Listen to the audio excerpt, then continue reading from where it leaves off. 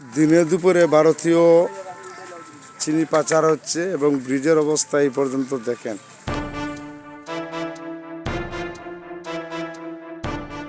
আইন শৃঙ্খলা রক্ষাকারী বাহিনীর বাধা পেলেই চোরাচালানিরা সেই পথকে কট রুট বলে এড়িয়ে চলে।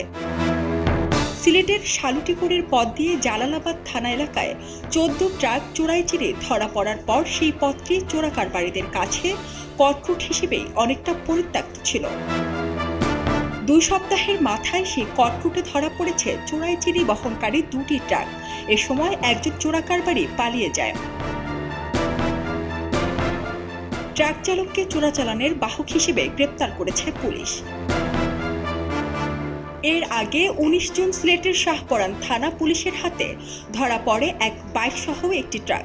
ওই ট্রাকে পাথরে ঢাকা ছিল 275 বস্তা চোরাই চিনি।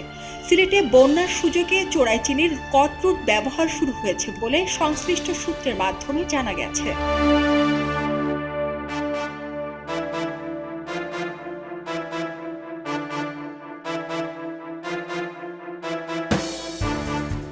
জুন মধ্যরাতে সিলেটের গোয়াইনঘাট থানা পুলিশের অধীনে সালুটিকোর পুলিশ ফাঁড়ির কাছে 2টো ট্রাক ধরা পড়ে।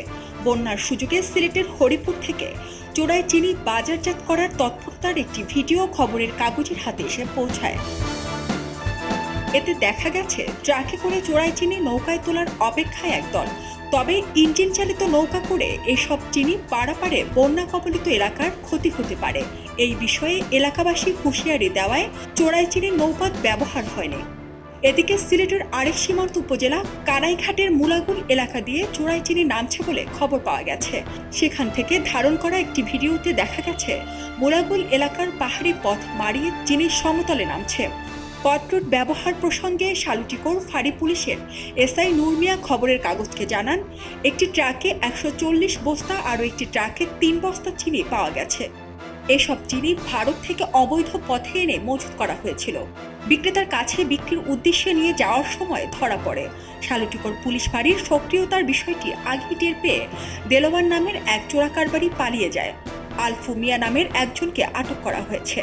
কট রুটে চোরাই চিনি পরিবহন নিয়ে কোনো মন্তব্য না করলেও এসএমপির এডিসি মোহাম্মদ সাইফুল ইসলাম বলেছেন, চোরাই চিনির বিরুদ্ধে পুলিশি অভিযান চলমান থাকায় এরকম নানান কৌশল অবলম্বন করছে পাচারকারীরা। পুলিশও নজরদারি বাড়িয়েছে। সারা জেরিন, ডেস্ক রিপোর্ট, খবরের কাগজ। কিতারে বাবা হলরি মানর বাড়িঘর দুবাই নিয়ে তোমরা চিনি লইয়া ব্যস্ত নি হন।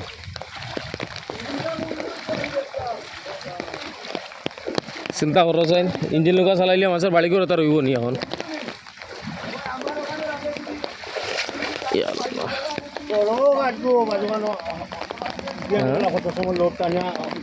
আজ সকালে টানছে নি গাড়ি, কার মাল টানছে?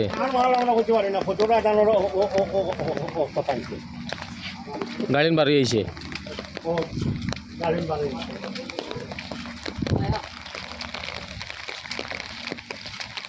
এলো মুক্ত চিন্তার স্বাধীন দৈনিক খবরের কাগজ। এখন খবর হবে নিখাত, নির্ভীক, নিরপেক্ষ।